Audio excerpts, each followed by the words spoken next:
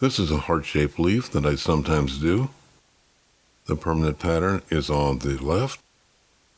Then using a piece of 16-ounce copper, scribing around the pattern, then cutting it out with a pair of aviation snips.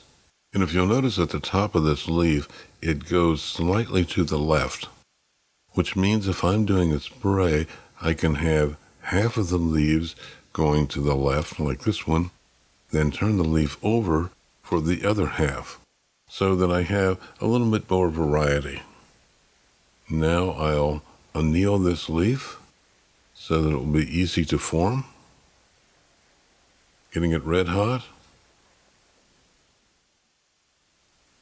Using the mesa chisel, deadblow hammer, placing this on a block of wood, I can get a crease in the leaf.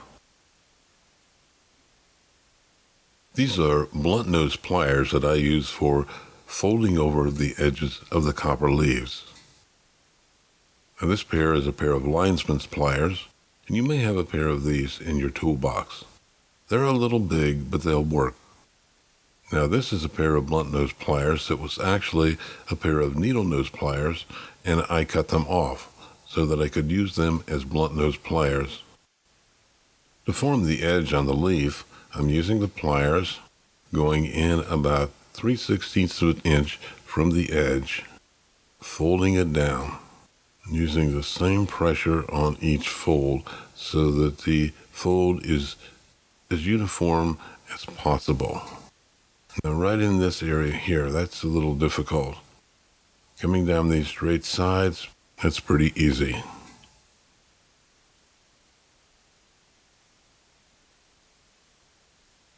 Getting a uniform fold all the way around. And coming back into this hard to reach spot. Once that's done, then to go back over it and get those little crimp marks out as much as possible. Of course, the leaf has been annealed, so it is fairly soft. There's no doubt that this is very time-consuming, especially if you're doing a leaf spray that has, let's say, 30 or 40 leaves. But the results can be dramatic. Add so much depth to the leaf with that crease in the middle, and then forming it over. The copper appears to be much thicker than it actually is. The leaf has depth and definition. This is pretty much what I would call crude planishing. It's finding something to hammer against. Here I'm using a small ball-peen hammer and this block of steel in the vise. Essentially just trying to smooth this out as much as I can.